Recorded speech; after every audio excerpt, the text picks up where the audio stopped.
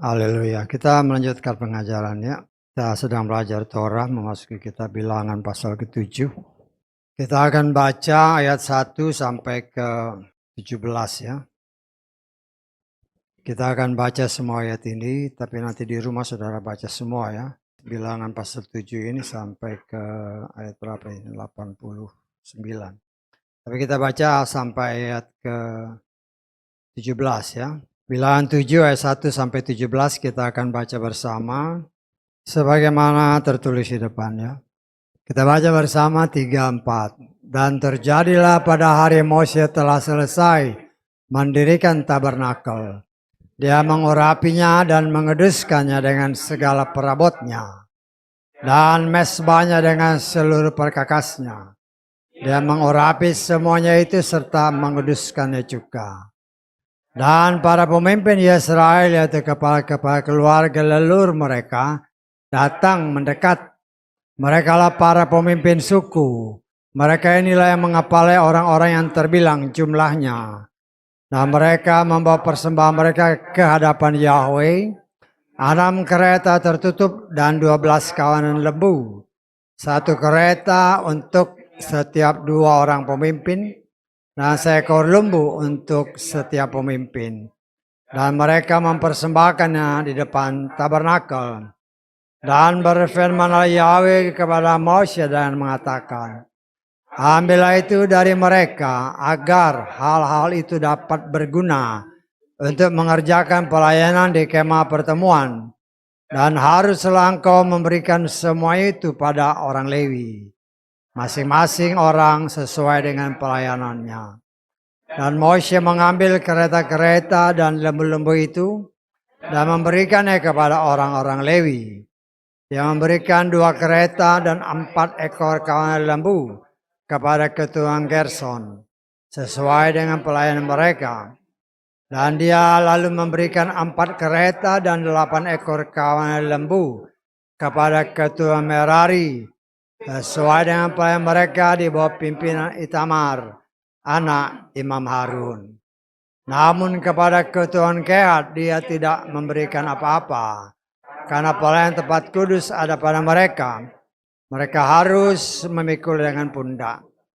Dalam para pemimpin mau persembahan penabisan mesbah, pada hari mesbah itu dihurapi.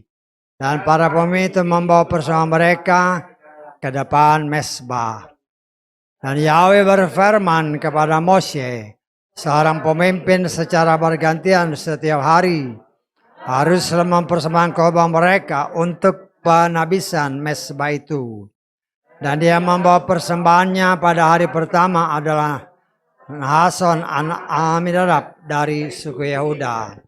Dan persembahannya ialah 1 pinggan perak yang beratnya 130 shikal. 1 bokor perak 70 shikal menurut shikal kudus. Keduanya penuh dengan tepung halus yang diadon dengan minyak sebagai persembahan sajian. 1 cawan emas 10 shikal penuh dengan dupa. Seekor lembu jantan muda anak dari kawanan lembu. Seekor domba jantan, seekor anak domba berumur setahun sebagai persembahan bakaran. Seekor anak kambing sebagai persembahan penghapus dosa. Sebagai korban persembahan pendamaian. 2 ekor kawanan lembu, 5 ekor domba jantan, 5 ekor kambing jantan, 5 ekor anak domba berumur setahun. Inilah persembahan Nahason, anak Aminadab. Amin. Silakan duduk. Puji Bapak Yahweh, kita mengucap syukur ya oleh kemurahan Tuhan yang sangat luar biasa, di mana setelah tabernakel selesai dibangun, kemudian Tuhan menggerakkan semua orang-orang Israel ya, 12 suku ya, 12 suku. Nah, kita harus selalu ingat ya bahwa 12 suku itu kalau dihitung tidak termasuk orang Lewi ya. Jadi orang Lewi itu seperti yang sudah diberitakan, posisinya diambil oleh Manasye, ya, anak sulung daripada Yusuf, ya. Kenapa? Seharusnya yang dapat itu kan Ruben, anak sulung. Tapi karena Ruben melakukan hal yang jahat di mata Bapa Yahweh, hak kesulungannya diambil oleh Yusuf yang dalam pandangan Bapa Yahweh adalah orang yang sangat dikasih oleh Bapa Yahweh juga. Dan kita melihat itulah cara Tuhan bahwa setiap ada perhitungan 12 suku itu tidak termasuk orang Lewi. Ya. Orang Lewi itu ada di semua suku. Jadi ketika Tuhan membagi 12 12 tanah warisan kepada orang-orang Israel, itu tidak termasuk orang Lewi, ya. Tetapi orang Lewi harus ada pada setiap suku, ya, setiap suku, ya. Jadi jangan heran apabila ya banyak nabi-nabi, ya contohnya Elia dari Tisbe, Elisa dan segala macamnya, itu pasti orang Lewi. Saya tangkap ya. Jadi harus kita ingat, itu pasti orang Lewi. Ya, semua nabi-nabi yang mempersembahkan korban, itu pasti orang Lewi. Kalau dia mempersembahkan korban, berarti dia pasti keturunan Harun. Hanya ada satu kekecualian, yaitu Samuel. Ya, Samuel ini hakim yang terakhir. Dia itu orang Lewi, tetapi dia bukan keturunan Harun.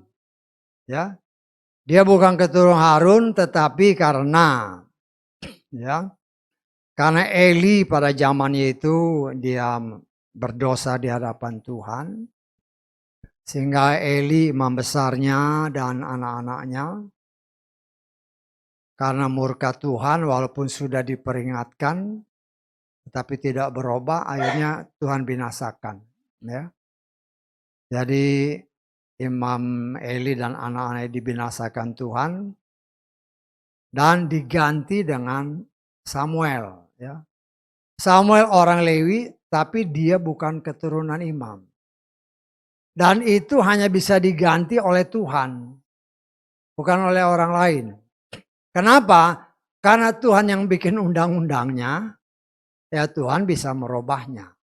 Ya. Jadi kadang-kadang ada pengecualian-pengecualian. Nah, itulah cara Tuhan, ya. Karena dia berkata bahwa orang yang menghormati dia akan dihormati. Tapi orang yang tidak menghormati dia ya akan menerima upahnya. Ya. Nah, kita mengucap syukur kalau tadi kita baca semua ayat-ayat ini. Ya. Kita harus selalu ingat bahwa oleh karena kemurahan Tuhan, ya, kita sudah belajar bagaimana kenapa orang Lewi yang dipilih. Ya, kita sudah belajar ini. Saya rewind sedikit. Ya. Pada awalnya belum ada. Ya, semua ketika mau mempersembahkan korban ya dari setiap suku diambil. Ya. Tetapi ketika Mose ke Gunung Sinai berbicara dengan Tuhan 40 hari 40 malam, bangsa yang kelihatannya ya itulah bangsa Israel ini memang gambaran daripada manusia secara umum, termasuk saudara dan saya. Ketika Tuhan hadir di tengah mereka, mereka percaya, mereka takut. Ya. Apalagi Tuhan datang dengan berbagai macam mujizat-mujizat, dengan petir, dengan suara shofar, dengan kilat berbagai macam, dengan api, karena takut jadi percaya. Ya. Tapi ketika Mose 40 hari 40 malam ada bersama Bapa Yahweh, mereka menganggap ya karena nggak ada berita yang 40 hari 40 malam di padang gurun, ya mereka perkirakan ya si Mose udah mati. Akhirnya terjadi pemberontakan. Kenapa bisa terjadi pemberontakan? Kita sudah belajar bahwa ketika bangsa Israel ini keluar dari tanah Mesir, itu bukan melulu bangsa Israel, tetapi ada bangsa-bangsa lain yang ikut, ya. Bangsa-bangsa lain yang ikut inilah yang menjadi alat si setan, yang dipakai oleh si setan untuk ya membuat orang pilihannya, yaitu orang-orang Israel ini memberontak terhadap Tuhan. Ya, jadi kita harus sangat berhati-hati. Jadi pemberontakan itu bukan murni dari bangsa Israel sendiri, tetapi karena ada suku-suku atau bangsa-bangsa lain yang ada di tengah mereka, sehingga terjadi pemberontakan. Ya, jadi kita harus sangat mengerti. Ya, memang kita harus dimeditasi firman itu jadi mengerti, ya. Tetapi itulah kita melihat itu semua sebenarnya gambaran daripada manusia. Saya ingatkan senantiasa. Apa yang ditulis Torah berdasarkan firman Tuhan dalam kitab Ibrani pasal ke-10, semuanya itu bayangan. Wujud nyatanya adalah apa yang dikerjakan oleh Yeshua, ya. Dan kita melihat ya bahwa bangsa ini, ya, pada awalnya semua boleh melayani Tuhan, tetapi karena pemberontakan bangsa ini sendiri, sehingga ketika Moshe naik ke gunung, yang lain menyembah, mereka bikin patung lembu, akhirnya menyembah kepada lembu, dan hanya keturunan Lewi yang tidak menyembah. Karena itu sejak itulah suku ini dipilih Tuhan untuk melayani Tuhan di tabernakel. Dan aturannya sangat keras, kita sudah belajar, ya. Siapapun yang suku lain berani mendekat kepada tabernakel, itu mati, ya. Mati. Tuhan bunuh. Jadi memang sangat luar biasa peraturan Tuhan dalam hal ibadah. Ya. Jadi ya kita belajar. Jangan sampai kita tidak menghormati apa yang sudah diatur oleh Tuhan. Karena Torah itu adalah berbicara aturan, perintah, dan ketetapan Tuhan. Kalau kita langgar, pasti mati. Oh, tapi banyak orang yang mati rohaninya. Mati rohaninya dan pasti akan binasa. Jadi kita harus ingat sungguh-sungguh, ya. Kan banyak orang sekarang kan, ya yang penting ibadah. Bukan yang penting ibadah, ya. Tapi ketaatan dari apa yang sudah diatur Tuhan. Dan kita harus sangat mengerti bahwa, ya contoh lah. Tuhan kan sudah atur, kita sudah pernah baca sebelum di bagian-bagian awal kita bilangan. Ya. Hanya orang Lewi yang boleh ada di area tabernakel itu. Karena itu letak perkemahannya pun, ya di sekeliling tabernakel itu semua orang Lewi. Baru di belakang orang Lewi, suku yang lain kita sudah belajar ya dalam kitab bilangan ini juga. Ya, sehingga kita mengerti, jangan sampai kita salah. Kita belajar untuk mengerti apa yang tertulis. Ya, apa yang tertulis begini, jangan kita langgar. Ya, karena ya dengan adanya zaman, kita hidup dalam zaman Laodikia. Ya, gereja ke-7, gereja Laodikia. Dalam arti luasnya Laodikia adalah persamaan hak. Hak azazi. Karena itu jangan heran apabila banyak orang ya pada zaman sekarang, mereka yang menamakan diri pelayan Tuhan menganggap diri sama. Laki-laki dengan perempuan. Itu yang harus kita sangat berhati-hati. Tuhan itu tidak berubah. Ya. Tuhan itu tidak berubah. Tuhan sudah menetapkan A jangan kau rubah jadi A aksen. Nggak bisa. Kita coba mempraktekkan apa yang tertulis, bukan apa kata gereja. Ya. Karena zaman Laodikia ini itu memang zaman persamaan hak. arti secara luas ya. Laodikia adalah hak asasi, persamaan hak. Lah itu mau diterapkan di dalam gereja. Sehingga kita tidak heran kita sudah belajar bahwa pada zaman 7 gereja berdasarkan kitab Wahyu, bahwa ada 3 roh yang berkuasa. Roh Nikolaus, roh Bileam, dan roh Isabel. Kalau sudah lihat gereja-gereja sekarang, 3 roh ini berkuasa. 3 roh ini berkuasa. Ya.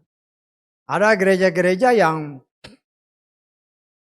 pengaruh daripada si gembala ini, apa yang dikatakan gembala itu harus diikuti. Dan itu memang ya saya sebagai pelayan Tuhan gak heran, itulah roh Nikolaus. Ya, roh Nikolaus yang memang sebagai bukti bahwa apa yang tertulis dalam kitab Wahyu itu adalah suatu kebenaran yang memang terjadi pada zaman gereja ke-7. Semua yang terjadi dari gereja Efesus, gereja pertama, sampai gereja ke-6, itu numpuk di gereja ke-7. Ya. Kenapa saya katakan begitu? Karena dari surat gereja pertama, gereja kedua, dan sampai ke-6, di sana ditulis, dan kepada gereja-gereja. Kalau saudara baca nanti ya. Artinya semua yang terjadi dalam gereja pertama sampai gereja ke-6, itu semua numpuk di gereja terakhir. Karena itu saya berani katakan 3 roh yang disebut dari gereja pertama sampai gereja ke-6. Roh Nikolaus, roh Bileam, roh Isabel. Sangat merajalela, apalagi roh Isabel zaman sekarang. Harus hati-hati ya, Tuhan itu setia sama firman-Nya. Ya. Bukan setia sama orang. Padahal banyak kan kalau kita baca di dalam kitab Matius pasal ke-7 ayat 20 dan seterusnya. Akan datang masanya ketika mereka para pelayan Tuhan datang menghadap Tuhan. Tuhan, saya menyembuhkan orang sakit demi nama-Mu, mengusir setan demi nama-Mu, dan sebagainya. Tuhan bilang apa? Anyahlah engkau, pembuat kejahatan. Saya, ya boleh kan kita nafsir. Banyak perempuan di situ. Pelayan perempuan. Ya, kenapa? Karena perempuan itu dilarang. Kan banyak ayat-ayatnya. Baik dalam kitab Timotius, kitab Titus, kitab Korintus, kitab Torah. Paulus itu ahli Torah. Karena itu dia nyatakan seperti kata Torah. Dan Torah itu adalah satu-satunya aturan, perintah, ketetapan yang Tuhan sendiri berikan kepada manusia melalui Moshe. Dan itu tidak berubah. Tidak berubah. Termasuk bagi kita. Ya. Jadi kita harus sangat berhati-hati. Ya, pengajaran-pengajaran sekarang kan. Saya hanya bisa menghimbau kepada saudara, bacalah Torah. Dari Kejadian sampai kitab Ulangan. Kitab para nabi dan tulisan-tulisan para orang-orang kudus. Ya. Karena kan senantiasa Yesua bilang, pada kitabmu telah tertulis tentang aku.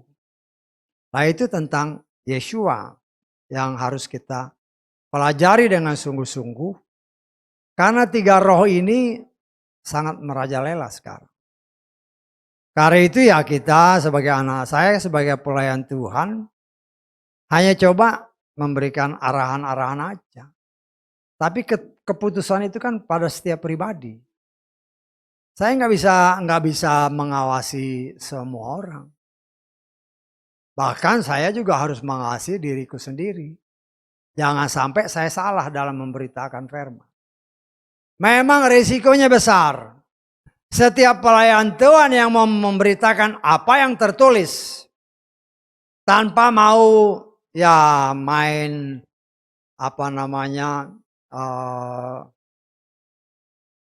mau mengenakkan telinga orang, nggak bisa. Ya. Jadi kita sebagai pelayan Tuhan, ya bukan saya saudara juga. Kita harus berani mengatakan ayat A, jangan berubah. Ya. Masalah itu disukai oleh orang apa enggak, itu masalah lain. Karena kita sudah baca kan dalam kitab Galatia pasal keberapa? 4 ayat ke-16, ketika kita menyatakan kebenaran, banyak orang yang enggak suka sama kita. Bahkan menjadikan kita seperti musuh. Kita lihat lagi dari Galatia 4 ayat 16 ya. Ayat-ayat seperti ini harus kita ingat sehingga ketika saudara berhadapan dengan orang, kemudian orang itu nggak suka, ya jangan heran. Dengan begitu apakah aku telah menjadi musuh bagimu? Karena apa? Karena mengatakan kebenaran kepadamu. Jadi ini bagian daripada perlengkapan senjata-senjata yang Tuhan berikan kepada saudara dan saya. Sehingga apabila kita menyatakan kebenaran orang nggak suka, ya, jangan diambil hati. Bahkan mereka musuh jangan diambil hati. Kenapa? Karena kita harus menyenangkan Dia yang menciptakan kita, bukan manusia. Ya, karena itu ya kita terus belajar Torah ini. Saya mengucap syukur kita oleh kemurahan Tuhan belajar dari kitab Kejadian, sekarang masih kita bilangan. Ya walaupun ini dalam kenyataannya 5 kitab pertama itu adalah dasar dari 61 kitab yang lain. Ya kan kitab suci kita dari 66 kitab. 5 kitab yang pertama itu merupakan dasar daripada 61 kitab yang lain. Jadi itu tidak boleh bertentangan dengan yang lain. Ya. Kalau dia bertentangan, ya seperti yang pernah dikatakan, ya. Ini kan sejak Moshe ya, dari zaman Moshe. 3.500 tahun yang lalu. Penerjemahan itu bisa saja agak kurang tepat. Ya. Tetapi kita belajar dari Roh Kudus. Nah, saya sangat percaya Roh Kudus yang akan memimpin kita untuk mengarahkan kita, memberikan kepada kita terjemahan yang tepat. Ya. Nah, kita mengucap syukur ya kita di sini ya seringkali mendapatkan hal-hal yang ya dengan cara Tuhan membimbing kita supaya kita dapat yang terbaik ya dari sekian banyak. Ya memang kalau di Indonesia kan hanya beberapa. Jangan jauh-jauh lah antara kitab Lugas, kitab ILT 1, 2, 3 sampai 4. Kalau saudara baca aja banyak yang nggak cocok. Padahal waktunya bersamaan kan. Tetapi terjemahannya banyak melenceng. Kenapa begitu? Karena masing-masing penerjemah maunya sendiri. Tanpa mau membandingkan dengan yang lain-lain. Kan banyak terjemahan kalau di negara-negara maju sih. Siapa aja yang mempunyai keahlian tata bahasa Ibrani, mereka boleh menerjemahkan. Nah, kita mengucap syukur ya oleh kemurahan Tuhan kita belajar dari semua ini. Kita memang dasarnya memang tabernakel ini. Ya, kita mengucap syukur ketika tabernakel ini didirikan oleh gerakan Roh Kudus. Para pemimpin seperti yang tadi kita bacakan digerakkan oleh Tuhan untuk mempersembahkan berdasarkan firman Tuhan tadi 6 kereta tertutup dan 12 ekor lembu. 6 kereta yang tertutup. Kenapa tertutup? Karena ini dipakai oleh seperti yang saya katakan orang Lewi ini kan yang membereskan tabernakel. Karena dahulu pada zaman Moshe kan mereka berpindah-pindah tempat. Jadi yang ngurus itu sudah diatur, kita sudah belajar dalam kitab bilangan pasal-pasal sebelumnya. Ya. Siapa yang mengurus semua peralatan ini, itu semua sudah diatur. Yang atur Tuhan ya. Yang atur itu bukan Moshe. Yang atur itu Tuhan. Anak-anak Lewi ada 3 orang, si Gersom, si Merari, dan si Kehat.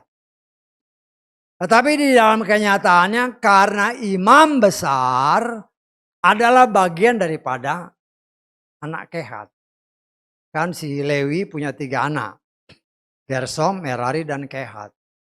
Dan Kehat ini ya punya anak Amram. Amram punya anak si siapa? Moshe dan si Harun. Jadi si Harun sama Moshe ini termasuk kalau ditarik ke atas dari Kehat. Ya. Jadi kalau saya boleh katakan ya 3+1. Kenapa 3+1? Karena ini 3 anak, tetapi yang satu ini bagian daripada orang Kehat. Ya. Ayo kita mengucap syukur kalau saudara baca apa yang tadi kita sudah baca. Kita hanya baca sampai ayat 17.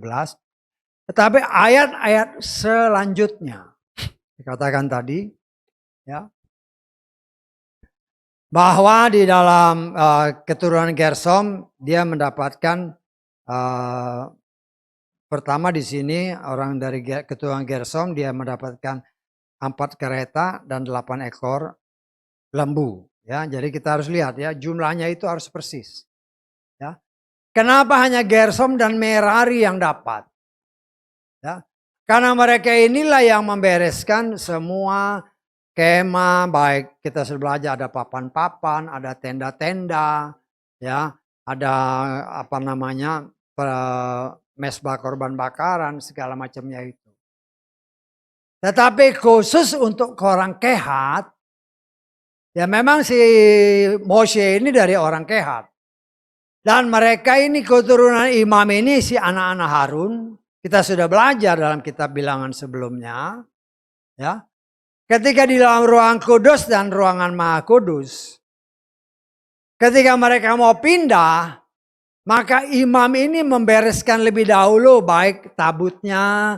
Baik itu meja dupa. Baik itu pelita. Meja roti. Itu dibereskan dahulu oleh imam. Kemudian ditutup rapat. Setelah ditutup baru diangkat sama orang Kehat. Mereka ini juga orang Kehat, tetapi khusus imam itu harus dari Harun. Orang Kehat yang lain berani lihat mati. Luar biasa. Karena itu dikatakan khusus oleh Tuhan pada bab sebelumnya yang kita sudah pelajari. Hati-hati dengan orang Kehat ini jangan sampai musnah. Kenapa? Karena kalau sampai si imam-imam Harun ini dengan anak-anak tidak menutup dengan baik. Dan orang Kehat yang bertugas untuk mengangkat barang, mereka lihat barang itu, mereka mati. Mati. Loh, kayak begitu luar biasa Tuhan. Artinya kita melihat ketegasan Tuhan dalam hal ibadah. Lalu kita coba mencontohi, ya memang ini bayangan. Tetapi kita coba bahwa kita harus melihat bahwa Tuhan itu keras dalam hal ibadah. Nggak bisa main-main. Kenapa? Karena ini semua bayangan yang ada di sorga. Kan Tuhan kasih lihat. Di sorga itu kayak gini. Loh nanti kita kan mau ke sana. Karena itu kita diajar sejak dari bumi ini. Sehingga nanti nggak heran karena kita akan melihat Bapa Yahweh berdasarkan firman yang kita baca baik dalam Korintus maupun kitab Wahyu. Kita sekarang ini memang lihat dengan samar-samar. Tetapi nanti kita melihat muka dengan muka. Ya, saya percaya janji Tuhan itu bukan hanya omong kosong, tetapi itu suatu kenyataan yang akan terjadi. Dan kita memang mengimani hal itu walaupun siapa yang bisa mengatakan? Kita kan hanya beriman aja.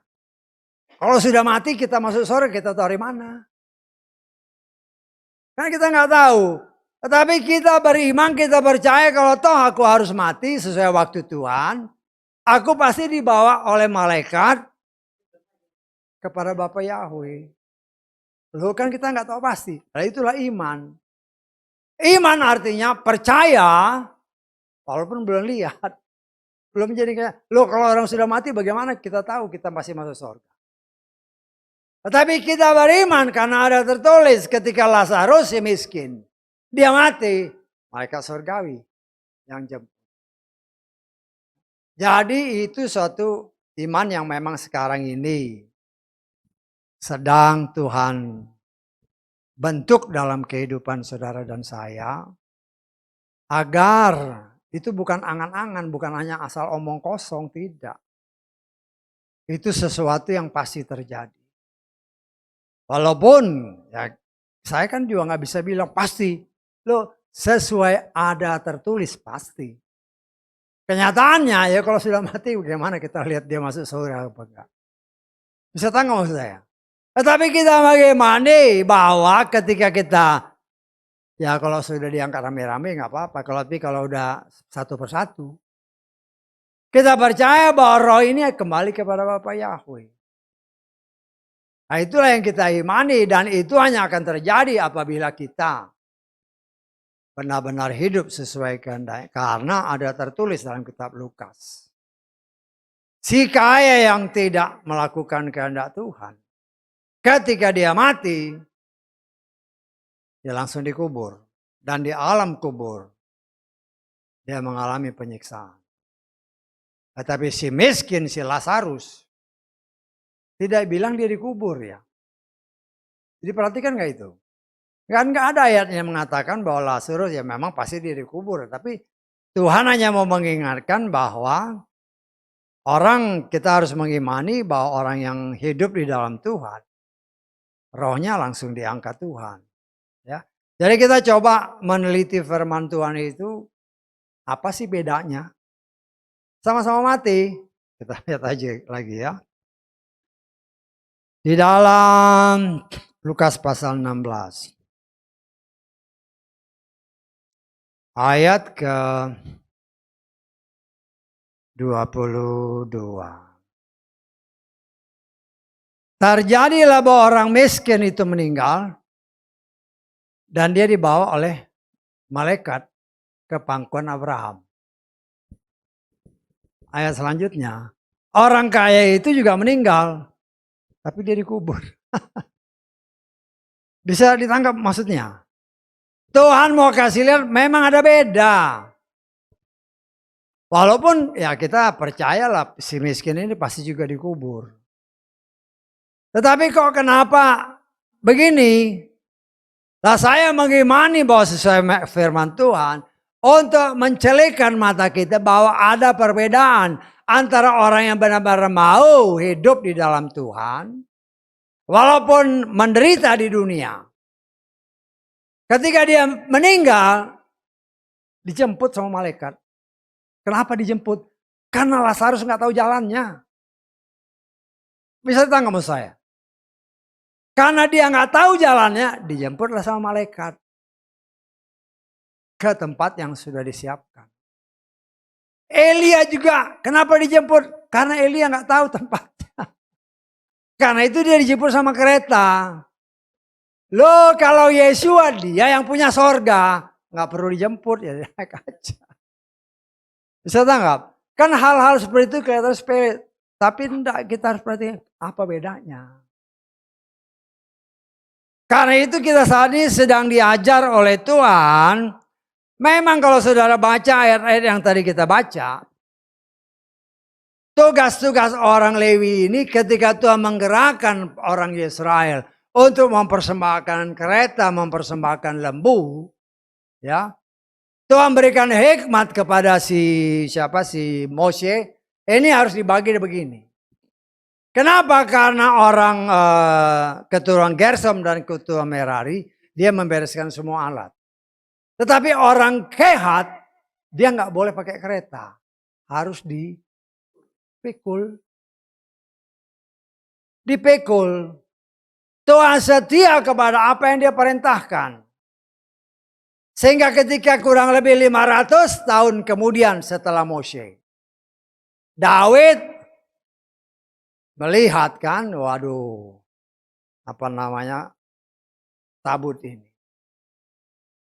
Ya setelah dia jadi raja, dia kepengen pindahin tabut ini ke Yerusalem.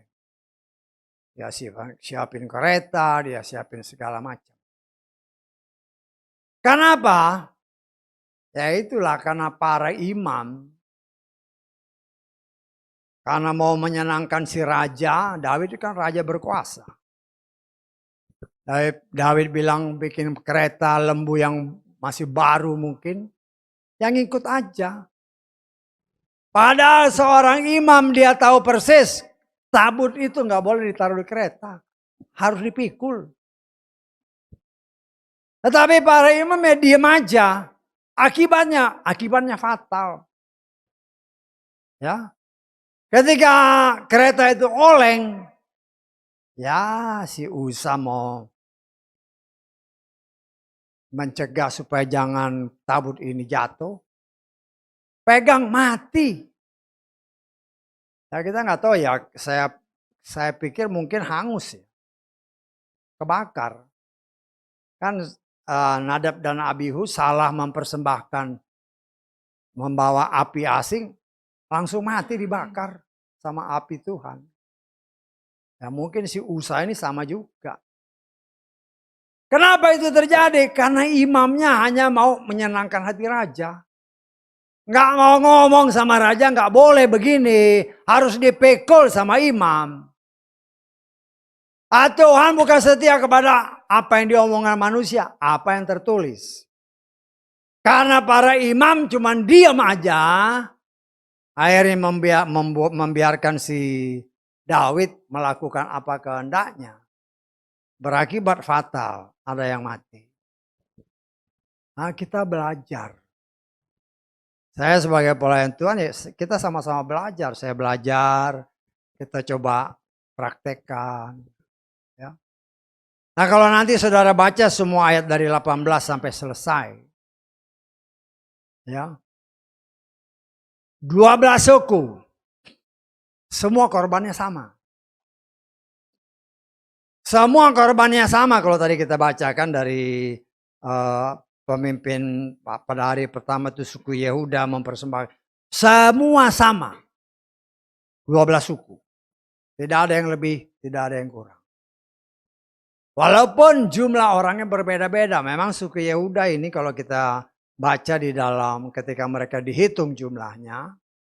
Suku Yehuda ini yang paling banyak jumlahnya. Tetapi persembahannya tetap sama. Tidak ada perbedaan. Jumlahnya ya dalam jumlah. Di sini Tuhan mau kasih lihat kepada saudara dan saya. Ya, Tuhan tidak melihat pribadi manusia. Tuhan mau lihat hati masing-masing. Walaupun engkau banyak, ya persembahannya cukup sekian. Tidak lebih, tidak kurang. Ya. Nah satu hal yang kita lihat, ya, bangsa ini taat. Ya. Bangsa ini taat melakukan apa yang diperintahkan Tuhan. Nah kita harus lihat ya. Pernahkah terbayang memang waktu mereka keluar dari tanah Mesir. Ya. Tuhan gerakkan orang-orang Mesir ini sesuai janjinya kepada leluhur mereka. Bapak Abraham kalau nanti saudara baca dalam kitab Kejadian pasal 15. Bahwa bangsa ini kita keluar dari tanah perbudakan. Mereka akan membawa begitu banyak barang. Ya. Nah kalau kita lihat ini kan. Ketika mereka mendirikan tabernakel ini. Berapa banyak emas. Berapa banyak perak. Kan itu perak, emas, tembaga, kayu. Berlimpah. Nah kita bayangkan bagaimana mereka ngangkutnya. Tetapi itulah cara Tuhan yang luar biasa. Tuhan sudah mempersiapkan. Ketika nanti bangsa ini keluar dari tanah Mesir.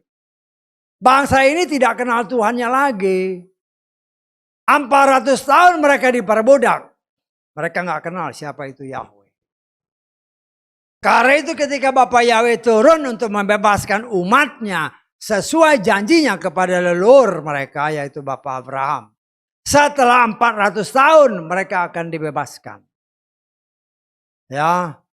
Tuhan senantiasa tepat dalam hal waktu. Ketika waktunya genap dengan cara dia dibebaskan. Dengan cara dia bisa menggerakkan orang Mesir. untuk memberi ya kepada orang-orang Israel. Emas, perak, segala macam, bawa. Untuk apa? Memang Tuhan beri, Tuhan gerakkan orang Mesir untuk memberi. Tetapi setelah dalam perjalanan sampai di Gunung Sinai, Tuhan menguji mereka. Persembahkan ini untuk tabernakel. Nah, kita sudah belajar bahwa bangsa ini nggak sayang dengan apa yang diminta. Semua kebutuhan mereka supply. Bahkan jadi surplus. Sehingga kita sudah belajar bahwa ketika mereka mau memberi, si Bezaleel dan Aholiab bilang sudah cukup. Ya. Itulah cara Tuhan juga untuk menguji anak-anaknya. Beri, maka engkau akan diberi. Lukas pasal 6 ayat 38. Kita lihat ya, Lukas pasal itu semua bagian daripada Torah ya. Ketika Tuhan memberikan kepada bangsa ini, lah Tuhan tantang mereka ketika mau bangun bait. Akhirnya ya, kita lihat. Berilah maka akan diberikan kepadamu satu takaran yang baik, yang telah dipadatkan, yang telah diguncangkan dan yang terlimpah. Mereka akan memberikan keperlukanmu. Sebab dengan ukuran yang sama yang kamu mengukurkan hal itu, akan diukurkan kembali kepadamu. Artinya, sebagai anak-anak Tuhan jangan pelit. Tetap ya. Jangan pelit. Karena Tuhan memang menguji kita semua. Dan kita memang bagaimana segala sesuatu yang kita punya itu dari Dia, oleh Dia dan untuk Dia. Sehingga sama seperti bangsa Israel ketika ditantang oleh Tuhan, beri. Mereka beri sampai berkelimpahan, sampai Tuhan sendiri perintahkan kepada si Moses. Cukup, tidak usah beri lagi. Oleh kemurahan Tuhan jadilah tabernakel dengan segala kelengkapannya sesuai dengan apa yang Tuhan perlihatkan kepada Mose. Ya, saudara bisa bayangkan bagaimana luar biasanya penglihatan yang Tuhan berikan kepada Mose. Selama 40 hari 40 malam dia diajar oleh Tuhan. Bentuk tabernakel seperti ini, bentuk kaki Dian seperti itu, hafalnya luar biasa. Kalau bukan karena Tuhan gak mungkin. Sedetail-detailnya. Waktu itu dia umur 80 tahun lebih. Kita sekarang kan udah mulai umur 30-40 udah mulai lupa-lupa. Betul gak? Ya. Mose 80 tahun lebih. Ingat. Diajarin si Aholiab sampai sama si Bezaleel. Harus begini. Ya itu memang karena kemurahan Tuhan. Nah, kita melihat di sini saudaraku yang dikasih oleh Bapa Yahweh. Tuhan mau kasih lihat. Supaya saudara dan saya mempunyai hati yang mau memberi. Ya. Tapi jangan salah tangkap ya. Wah, gembala bilang ini juga kita harus beri. Wah, jangan salah tangkap ya. Artinya beri ini yang sesuai kehendak Tuhan. Jangan gak sesuai kehendak Tuhan. Kalau ada orang minta-minta di luar sana, berdoa ya Tuhan boleh gak dikasih. Karena sekarang orang miskin minta-minta kan juga banyak yang penipu. Ya, kalau kita gak hati-hati, ya memang beri. Cuman kalau salah memberi kan repot. Karena itu ya pernah saya beritakan di sini. Saya pernah mendengar seorang ya pelayan Tuhan. Ya karena dia pakai live streaming kebetulan saya dengar. Dia berani menyatakan orang miskin kasih 2,5%. Dari mana ayatnya? Nggak ada ayatnya itu ya. Paling sedikit di kitab suci kita nggak ada. Di kitab suci orang lain memang ada. Kelihatannya kan benar. Ya ketika mereka membicarakan perpuluhan, jangan lupa juga 2,5% untuk orang miskin. Dari mana ayatnya? Ya banyak jemaat juga karena nggak ngerti. Main ngasih aja, nggak ada ayatnya. Orang miskin itu beda. Itulah Tuhan kita, Tuhan yang Maha Kuasa. Dia sudah tahu Sekarang ini kan banyak orang yang belagak miskin. Kelihatan minta-minta, tapi datang di tempat dia minta-minta. Ya, diantar pakai mobil, pakai motor. Penipu banyak. Terus pelayan Tuhan ngomong kayak gitu. Ya, jadi kalau ada orang yang pernah mendengar kata-kata seperti itu, hati-hati. Orang miskin ada tertulis. Jadi firman Tuhan itu harus klop ya. Ada tertulis, orang yang nggak kerja jangan kasih makan.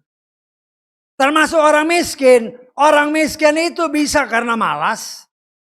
Atau mungkin ya situasi kondisi membuat dia miskin. Biasanya karena malas. Kita sudah belajar kan, orang yang rajin bisa jadi kaya. Bisa jadi pemimpin. Walaupun dia nggak percaya Bapak Yahweh. Minggu lalu kan kita sudah belajar itu. Jadi kita pun harus sangat hati-hati pemberitaan-pemberitaan.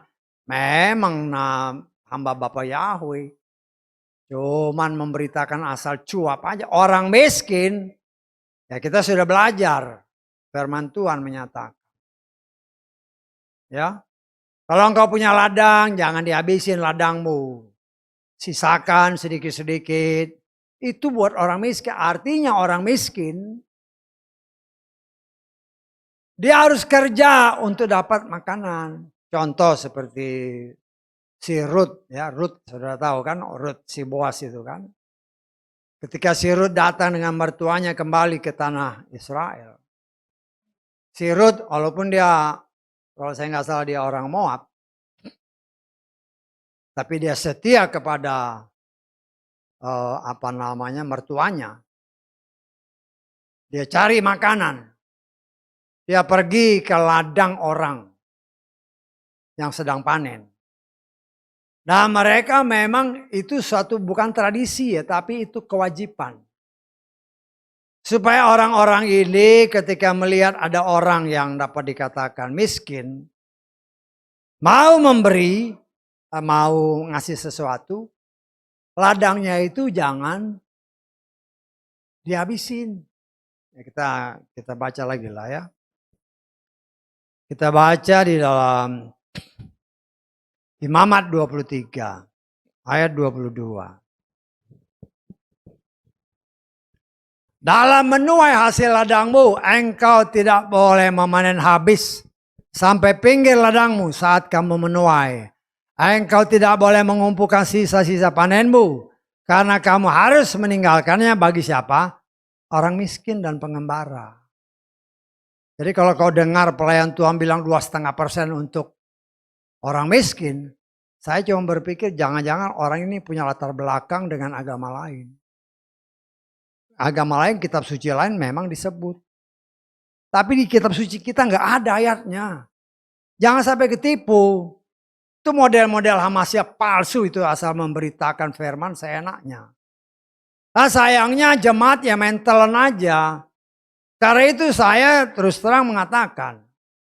Firman itu memang kita dengar. Kita dengar terus kita olah, kita tanya Roh Kudus. Kita meditasi, kita observasi. Kalau benar, lakukan. Kalau tidak benar, lupakan. Supaya jangan kita melenceng. Ya, nah, saya nggak tahu apakah pernah saudara dengar orang ini. Karena ya ada orang-orang yang memang rajin dengar pelayan ini. Bagi saya dengar, saya udah kalau dia keseleo lidah mendingan. Tapi kalau firman yang dia ganti, langsung nggak tertarik saya. Karena dia ganti firman, itu nggak boleh. Nah, kita harus sangat berhati-hati dengan semua itu. Kita belajar untuk memberi, tetapi ingat, ya, memberi itu memang perintah Tuhan memberi ya. Kita mengucap syukur ya, kita datang memberikan persembahan-persembahan. Tetapi yang lebih penting dari semua itu bukan persembahanmu. Tetapi ketaatan kita melakukan firman. Saya tangkap ya. Ya contohnya siapa si Saul itu kan. Ketika Saul melihat Ketika dia sedang nunggu-nunggu si Samuel nggak datang-datang. Ya, musuh semakin dekat. Saul berpikir, waduh, korban belum dipersembahkan. Samuel nggak datang-datang. Akhirnya dia berinisiatif. Karena dia lihat tentaranya sudah mulai banyak yang lari. Musuh semakin dekat. Dia semakin goyang. Akhirnya firman Tuhan kata dia memberanikan diri. Mempersembahkan korban. Padahal sesungguhnya Tuhan sedang menguji dia. Dia taat apa enggak? Saya percaya Tuhan yang menahan Samuel jangan cepat-cepat. Tetapi karena ketakutan, Saul. Dia ambil alih tugas pelayanan seorang imam. Saul itu orang Benyamin, tidak boleh mempersembahkan korban. Jadi kalau dia, yang harus kita ingat ya, kalau dia mempersembahkan korban, dia itu harus orang Lewi dan harus keturunan imam besar, kecuali Samuel. Kayak Elia, waktu zaman Ahab dia mempersembahkan korban. Walaupun tidak disebut, hanya disebut Elia orang Tisbe. Berdasarkan Torah, dia itu harus orang Lewi, keturunan imam. Kenapa? Apinya turun dari sorga. Betul nggak? Tuhan tidak mungkin turunkan api dari sorga kalau orang ini bukan orang Lewi dan bukan keturunan imam. Nggak mungkin. Tuhan setia kepada firman-Nya.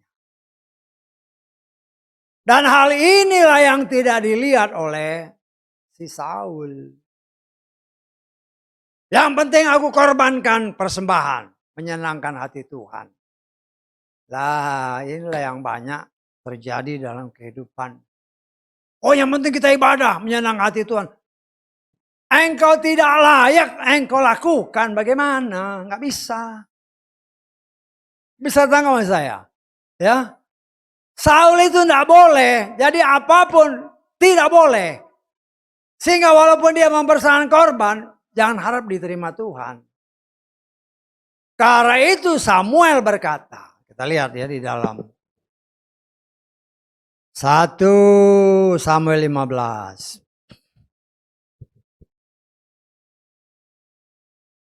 Ayat ke-22.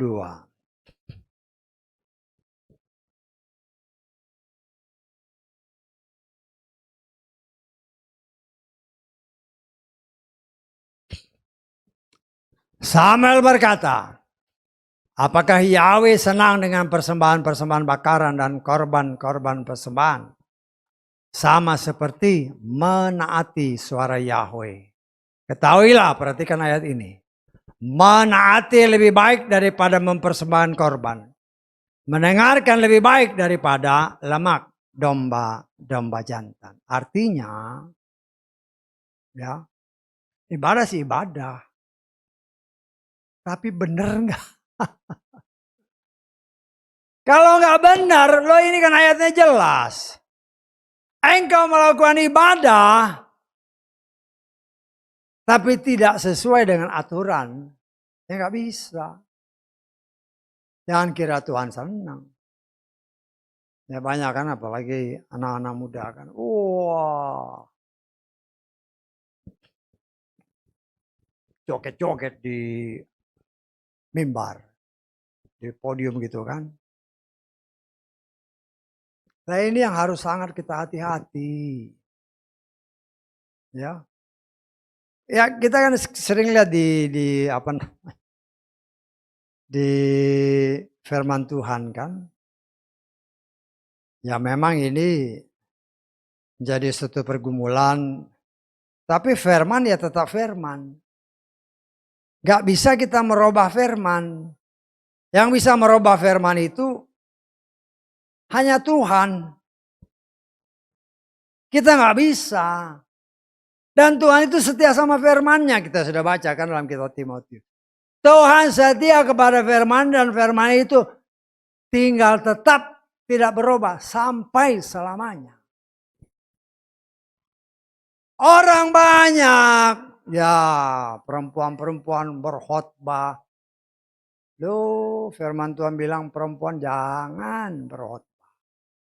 Jangan mengajar. Oh, tapi urapan. Setan kuasanya belum dicabut. Ya. Jadi jangan terpikat dengan urapan, jangan terpikat dengan mujizat. Ya. Jangan sampai kita salah. Wah, melonjak-lonjak di podium. Tapi pakaiannya nggak benar. Pakaiannya nggak benar. Ada yang kurang bahan. Apalagi perempuan-perempuan kan. Karena itu kita belajar di tempat ini. Ya. Berbahasa lidah. Nggak ada yang menerjemahkan. Kelihatannya bagus. Oh, berbahasa lidah luar biasa. Bisa setengah jam. Tapi tidak ada yang menerjemahkan. Ada tertulis, kalau engkau berbahasa lidah, tetapi tidak ada, kau tidak bisa menerjemahkan. Dan tidak ada yang menerjemahkan, lebih baik sepatah dua patah kata. Karena nggak ada yang ngerti. Karena setan belum bisa masuk. Setan bisa bahasa lidah. Ya, saya berani katakan, karena di sini pernah terjadi. Loh, karena itu kita diajar, hati-hati. Jangan main asal enak. Jingkrak-jingkrak di atas. Kita baca aja lah ya. Tapi saya pikir ya memang harus diberitahu sih ya. Ulangan 22 ayat 5.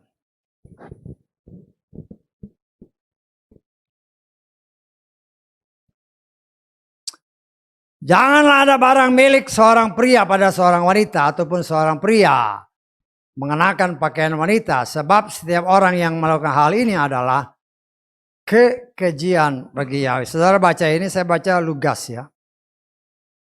Seorang wanita janganlah memakai pakaian seorang pria. Sebaliknya seorang pria jangan pula memakai pakaian wanita, sebab semua yang melakukan hal itu ada kekejian bagi Yahweh Elohim. Banyak pelayan Tuhan yang gak berani mengeluarkan kata-kata. Padahal ini tertulis.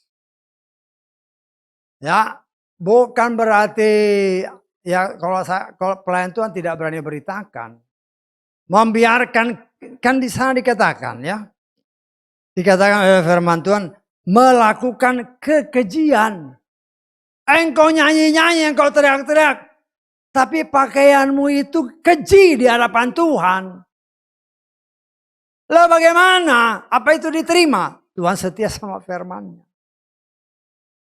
Tapi banyak orang, kita harus pakai hikmat. Lah, pakai hikmat engkau biarkan orang melanggar firman. Kelihatannya dia ibadah. Tapi firman Tuhan bilang keji. Saya percaya kalau namanya keji, jangan harap diterima. Karena itu jangan heran apabila Yesus sendiri berkata, banyak yang dipanggil, sedikit yang terpilih. Kenapa? Karena yang mentaati firman, sesuai dengan apa yang dikatakan dalam Samuel tadi, ya, lebih baik taat daripada mempersembahkan korban pujian, korban persembahan. Tetapi engkau melanggar firman, gak ada gunanya. Gak ada gunanya. Kita belajar, karena itu di tempat seperti ini kita belajar. Kalau belum, ya namanya belajar kan. Orang belajar ya perlu waktu. Perlu waktu ya. Kadang-kadang kan ada gengsi juga. Tapi ya, kalau kita mau mengikuti aturan Tuhan, ya belajarlah. Dan coba praktekkan. Jangan sampai kita ya salah dalam melakukan firman Tuhan. Semua orang mau mempersembahkan korban. Tapi benar nggak yang kau persembahkan? Kalau nggak benar, kita belajar supaya bisa benar. Nah kita semua kan juga ya punya latar belakang yang seperti itu. Tadinya kita nggak tahu. Tapi setelah tahu, ya di meditasi aja. Termasuk apa yang tadi dikatakan itu kan, bener nggak sih? Nanyanya jangan sama orang yang nggak beres. Pelayan Tuhan sekalipun. Wah ini kan zaman kebebasan, boleh aja. Hati-hati, sesuai nggak dengan firman. Saya tanggap. Jangan kata orang, tapi ada tertulis apa enggak. Kalau tertulis, belajarlah lakukan. Karena yang membuat kita selamat itu kalau kita taat sama firman. Bukan taat kepada apa yang dikatakan gembala. Ya, ya dulu. Ya memang puluhan tahun yang lalu ya, 20-an tahun yang lalu lah. Ketika ayat-ayat yang seperti tadi itu dikatakan. Ada di beberapa tempat. Mereka bilang, waduh Pak saya nggak punya lagi pakaian rok. Yang ada celana panjang semua. Ya berdoa aja. Saya nggak larang nggak mau pakai nggak pakai ya urusan pribadi kan. Bisa nggak maksud saya? Ya. Buat apa kewajiban saya sebagai pelayan Tuhan memberitahukan apa yang tertulis. Ya. Dulu waktu kita di sini tahun ya 2001 ya. Ya 2001 kita di sini. Dulu ada seorang ibu di sini. Ya, tapi orang yang sekarang sudah meninggal. Ya dia yang memang minta, Pak kalau bisa saya tinggal di rumah Tuhan. Orang janda. Nah dia dapat informasi dari, dulu kan di sini ada 5 gereja. Sekarang tinggal berapa? Dulu 5 gereja di komplek. Ya. Yang ngomong itu ya security itu, karena kan suka datang gitu kan. Dia bilang, Pak, Bu, di sini yang ke gereja perempuannya beda ya sama gereja lain. Gerejanya maksudnya beda gimana? Sini pakai rok semua. Terus yang part lain ya sembarangan aja. Ya terus yang memang dikasih tahu, ya itu tertulis Pak. Tertulis. Ya. Nah, kita melihat, tapi saya melihat sekarang ini mulai banyak gereja yang mungkin diajarin, karena itu kan tertulis. Perempuan-perempuan pun mulai sadar. Ya. Hanya sayangnya, saya nggak tahu saudara ya. Jangan cuma di gereja. Kalau kau pakai rok, jangan cuma di gereja. Kenapa? Kalau pas pengangkatan engkau lagi di mall, kau pakai celana panjang, jangan harap diangkat. Bisa tangkap saya? Saudara ngerti maksud saya? Kenapa? Tuhan setia sama firman-Nya. Karena apa? Karena dalam pandangan Tuhan itu keji. Saya pernah ceritakan kepada saudara dulu sekitar tahun 60 berapa itu lupa saya. Setelah 65. Dulu kan kami gereja di Paulus sana, di gereja di Taman Surapati, di Menteng. Tahun 60-an, ya kebetulan ya, saya punya teman. Perempuan kembar 2. Ya keturunan Indo lah. Cantik-cantik anaknya. Masuk gereja, pakai celana jeans. Wah. Semua orang di gereja, wih, kurang ajar. Wah, aduh. Nggak sopan. Tahun 60-an. Dengan berjalannya waktu. Yang naik mimbar. Pakai celana panjang sekarang. Zaman bisa merubah orang. Dengan embel-embel ini kan zaman. Ada orang juga dari sini terus keluar. Terus bikin apa namanya kalau di media-media itu. Dulu aku pakai pakaiannya begini. Sekarang pakai pakaian begini. Ya nggak apa-apa. Hanya saya berani bicara. Tuhan setia sama firman-Nya. Kalau engkau ikut zaman, dan itu merupakan kegajian di hadapan Tuhan, jangan harap kau diangkat. Bisa tangkap maksud saya? Engkau boleh memberikan persembahan-persembahan, bangsa Yesaya memberikan persembahan. Mereka taat dalam memberi, tetapi tidak taat di dalam menjalankan perintah Tuhan. Bisa tangkap maksudnya? Mereka akan memberi nggak sayang, kasih. Tetapi dalam kehidupan mereka sehari-hari, lingkungan membuat mereka terpengaruh. Mereka tidak mentaati apa yang Tuhan perintahkan.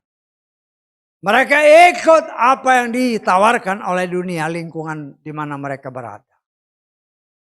Apa yang kita lihat dari banyak kejadian ketika mereka meninggalkan Tuhan, Tuhan binasakan mereka sampai saat ini. Dan memang pada zaman ini saatnya Tuhan sesuai janjinya sedang memulihkan kembali bangsa ini. Kita melihat sekarang kan kejadian yang sangat luar biasa. Sedang terjadi di Israel. Banyak orang, waduh Israel diserang. Saya nggak heran karena itu tertulis. Kitab Zakaria menyatakan bangsa ini akan diserang oleh seluruh dunia. Tuhan mau kasih lihat kepada anak sulungnya. Walaupun mereka diserang oleh seluruh dunia. Tetapi ada tertulis Keluaran 14 ayat 14. Aku yang berperang ganti kamu. Tuhan kasih lihat ketika dia turun di mana, di Bukit Zaitun. Gunung terbelah. Kata kitab Zakaria. Karena bangsa ini kalau tidak melihat mujizat yang Tuhan sendiri lakukan. Mereka nggak percaya. Ketika Elia mempersembahkan korban, api turun dari sorga. Baru bangsa ini mengakui, Yahweh itulah Tuhan saya. Dan itu saya menafsirkan. Karena berdasarkan kitab Wahyu. Mose dan Elia akan turun. Dari data-datanya. Dalam kitab Wahyu pasal 11. Kalau kita kan boleh nafsir. Atau saya menafsirkan. Kenapa Elia harus turun? Elia ini pada zaman Ahab dan Isabel. Mentobatkan bangsa Israel ketika dia mempersembahkan korban. Dan api dari sorga turun. Karena itu bangsa ini bertobat. Bukankah bukan suatu hal yang berlebihan kalau saya menafsirkan. Karena bangsa ini pun yang gak jauh beda ketika zaman Elia. Banyak penyembah berhala. Animisme tidak percaya kepada Bapa Yahweh. Sama sekali blank. Sama seperti zaman Mose. Blank. Gak tahu siapa Tuhan. Tetapi ada tertulis dalam kitab Yeskiel. Aku akan memberikan roh yang baru. Jiwa yang baru. Aku akan menulis Torahku dalam hati mereka. Ya buat Tuhan kalau dia taruh. Langsung berbalik. Dan saya percaya atau saya menafsirkan. Ketika Elia datang. Ya. Lalu kan beberapa waktu ini kan. Wah. Imam besar sudah terpilih. Ya, memang harus imam besar yang bakar korban. Tapi jadi pertanyaan. Kenapa Elia turun? Kenapa Elia turun? Dan saya menafsirkan. Nanti yang bakar korban itu. Kemungkinan Elia. Dan saya percaya kalau dia bakar, pasti api dari sorga yang turun. Dan itulah sebagaimana dahulu dia lakukan pada zaman Ahab dan Isabel. Bangsa Yesaya bertobat. Hal itu pun akan terjadi pada zaman akhir. Pertobatan pasti terjadi atas bangsa pilihan Tuhan. Karena itu kita melihat ya sekarang ini kan. Ya cara Tuhan lah. Semua sudah dipersiapkan. Itulah cara Tuhan. Kan ada tertulis. bahwa borong-borong yang ada di daerah-daerah sana berkembang biak dengan cara yang sangat luar biasa. Ya, berdasarkan laporan dari media-media sosial. Untuk apa? Karena borong-borong ini yang akan makan bangkai kurang lebih 200 juta tentara. Yang akan Tuhan kumpulkan di lembah Megido. Berdasarkan apa yang tertulis. Ya, dan orang-orang ini kita lihat aja. Wahyu 19. Ayat ke-17. 18. Aku melihat seorang malaikat yang berdiri di matahari dan dia berseru dengan suara nyaring.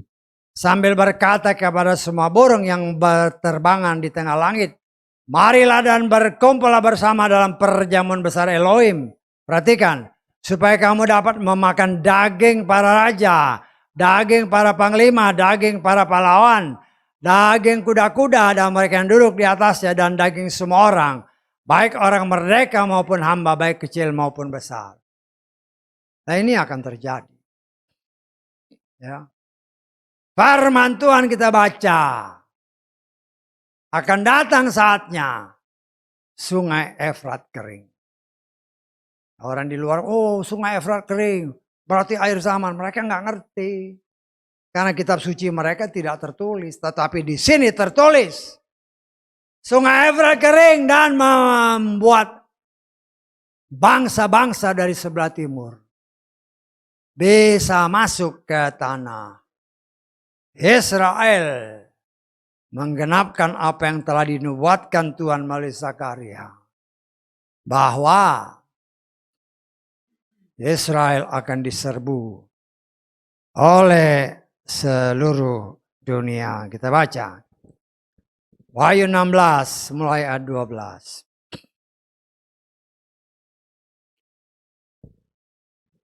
Nah, malaikat yang kena menumpahkan cawannya ke atas sungai yang besar, yakni sungai Efrat. Dan airnya menjadi kering.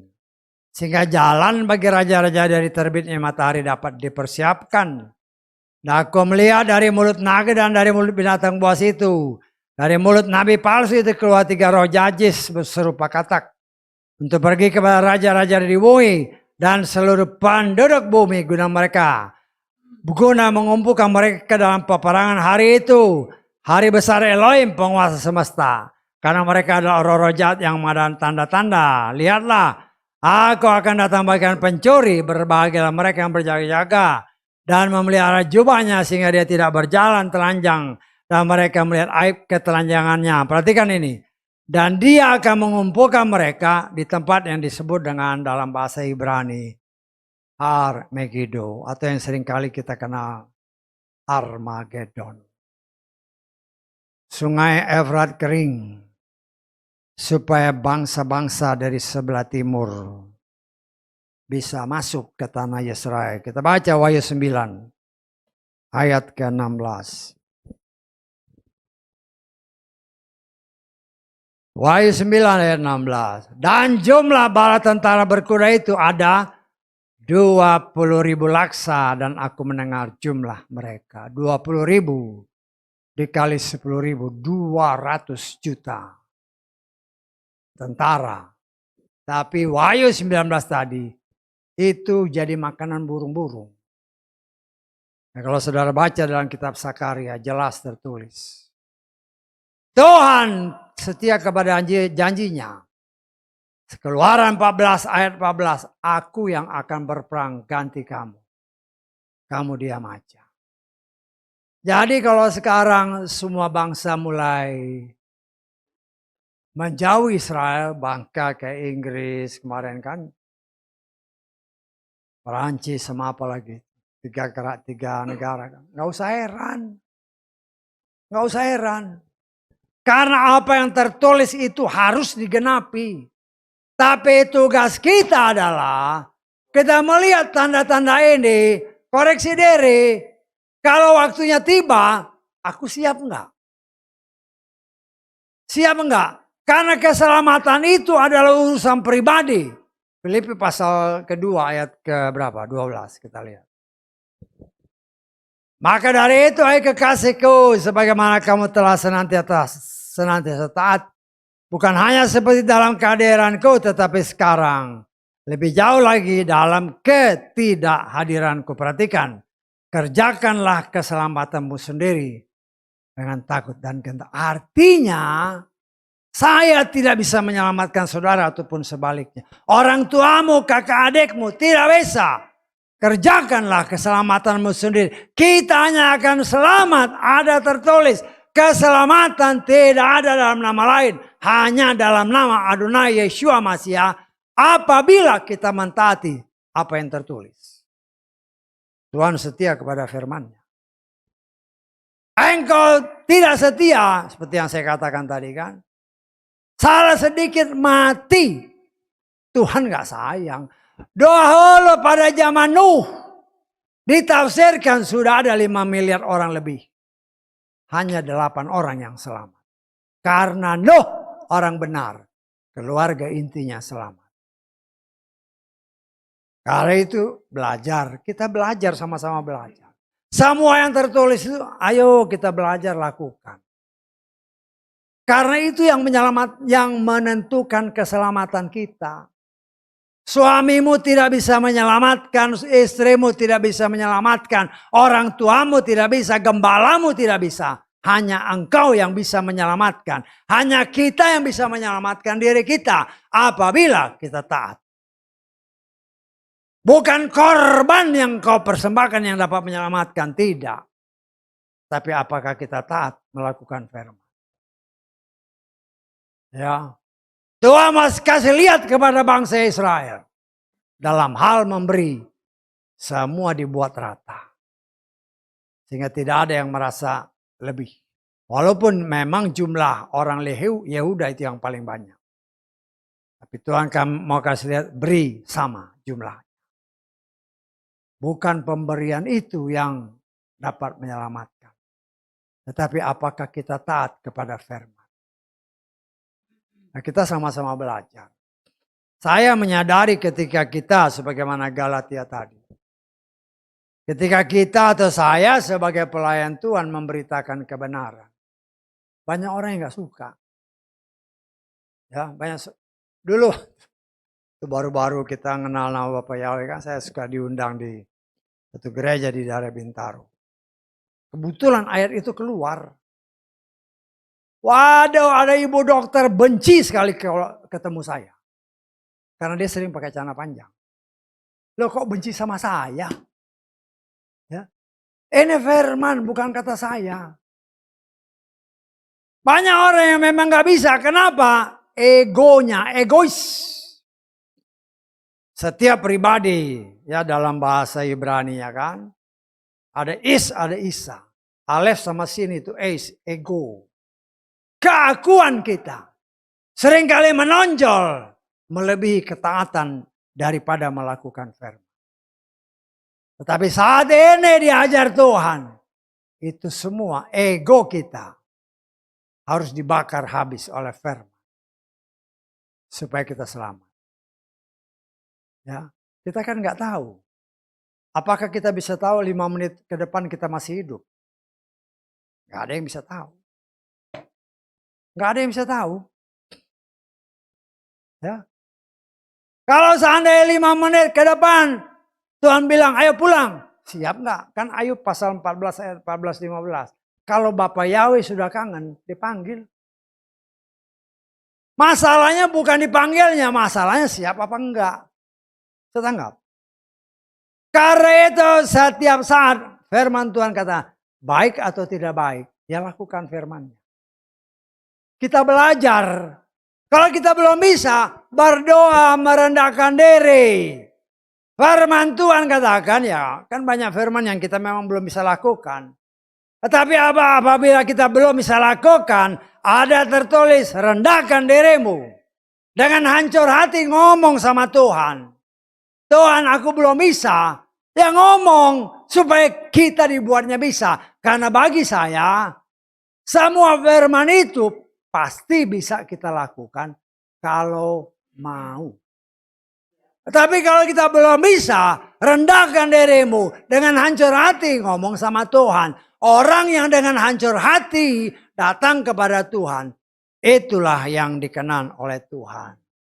Kita baca satu ayat terakhir, Yesaya 66.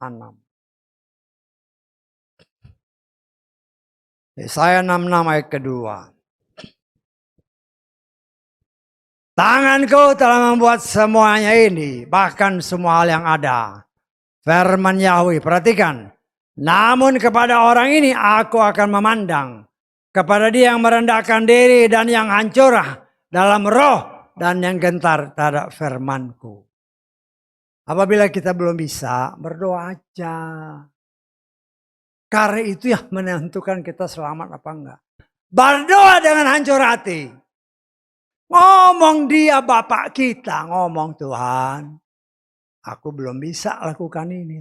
Mampukan aku dengan pertolongan Roh Kudus sehingga semua firman dapat aku lakukan. Engkau setia kepada firman-Mu, kalau aku nggak bisa lakukan, ya nggak mungkin aku selamat. Sedang menurut saya, kita sama-sama belajar. Kita sama-sama belajar tapi harus punya tekad yang sungguh-sungguh. Bukan saja mengerti firman, tetapi terlebih mempraktekkannya. Karena apa? Kata Filipi tadi, kerjakanlah keselamatanmu sendiri. Artinya yang menentukan selamat atau enggak, ya kita sendiri, bukan orang lain. Bukan kita. Lah kalau kita rindu, kata firman Tuhan, sekarang aku melihat Bapa Yahweh dengan samar-samar. Tetapi nanti apabila aku setia, aku akan melihat dia muka dengan muka. Haleluya. Amin.